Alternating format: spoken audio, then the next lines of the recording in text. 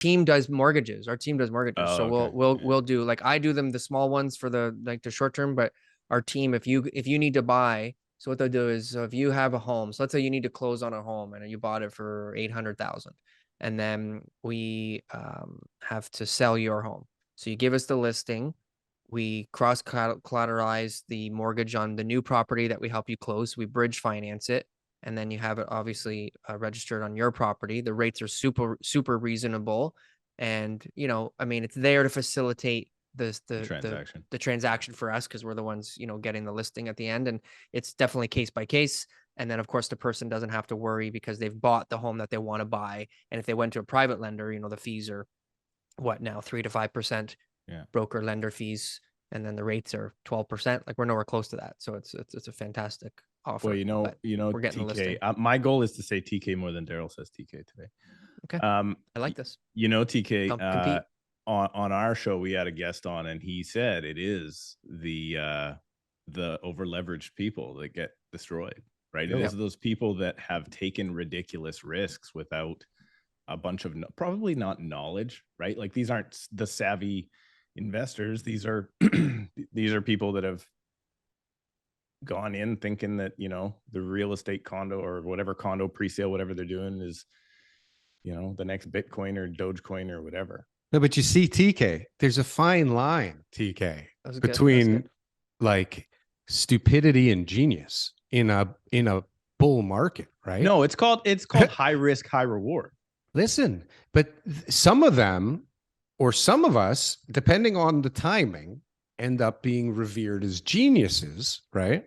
But you hit something at the wrong time, man, and you're a total idiot. Mm-hmm. You're a total idiot. And most equity is the main question, though. Really, equity is everything. If there's no equity in the deal, it's no one's going to touch it, and no one should touch it. If there's equity, but it's just like the circumstances are very challenging, so like there's maybe no way that they could make those payments or something like that, but the equity is there. So as long as at the end of the day, there's a path where you're going to get your money back, I think that there's lots of great lending opportunities out there. Some of these lenders are lending knowing that there's a likely chance that you're going to default at some point in time, and they're going to take the property.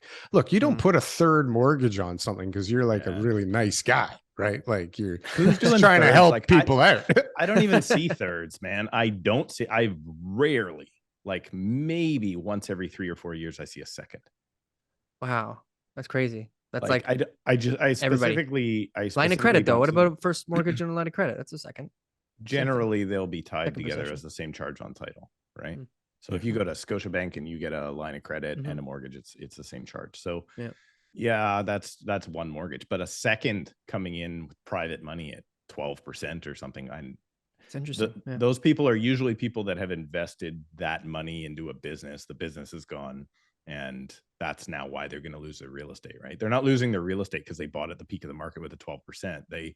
They've made other risky decisions along the way. I swear to God, like, the people that I see, they bought like a boat, and they had to, like, pay off some other loans or something. Like none of them are business ever. It's never like I made this great savvy decision. And professional investors, okay, I get it, but they're not coming to me to sell their property afterwards because they're doing okay. Like, they're servicing the debt. The people who come to me are like, well, I bought a boat, and now that payment's due, and I don't have the money, and now it's time to sell. And I swear, second mortgages is like very common. And the other side of things is, I was just thinking about when we were just a couple seconds ago, there is when these people are making the money on the way up, a lot of these guys think that they've done a really good job with their flip. And honestly, you mean quality wise? Yeah. Like, I bought this place, I renovated it. Look at my amazing renovations. And hey, I'm a general contractor now too. You are. I heard that. No, I mean, not me. I mean, the guy who does the flip. Oh, right? I heard that somewhere recently. So yeah, they're a general contractor. Let's say they buy the house for $1 million and they put in $150,000 and they're gonna whatever, and they end up selling it for 1.3, and they're like, wow, my renovation's worth $150,000 over my cost. But if they held that property and did nothing, they probably would have got 250 right over. So like, they would have sold for 1.25, let's say. So their renovation actually didn't do a damn thing. And now there's all these guys that have fooled themselves into thinking that that is a viable business. Exactly. A viable strategy. I have right? clients that felt like that is probably a much more common phone call I get from a buyer, past client, whatever. And it'll be like, I'm looking to, I want to buy something and flip it, right? Renovate it and flip it. And I'm like, well, how much do you want to lose? Well, my friend did this and my friend did that. And I'm like, your friend bought at the lower point and sold at the higher point. Currently, prices are going in the other direction. So your chances of doing that are extremely slim. And you're better off just to buy a okay house, put a tenant in it, wait for the market to go up, and do no renovations at all. I 100% agree. That's what I wish I did back in 2008, man. Like, fuck, I should have just rented I those did the things. math. I spent like $100,000, maybe more or less. I don't know. But I did the math backwards after I sold and what my house would have been worth if I had done no renos, and I profited more by not doing any renos than I would have than I did because I renovated it. There's a guy on my street, TK, and he's literally got the he's that one bad one on the street, right? He's got like recycling boxes and a bike frame on his front porch. Like he's that guy. His house is worth within $50,000 of my house. Yeah. Right. Land is worth more than anything else. Ours is fully taken care of, land and then size of the property. Right. So, or size of the actual structure. Those are the first two things. So these guys have fooled themselves. All this, what's the internet thing? BRRRRR. Yeah.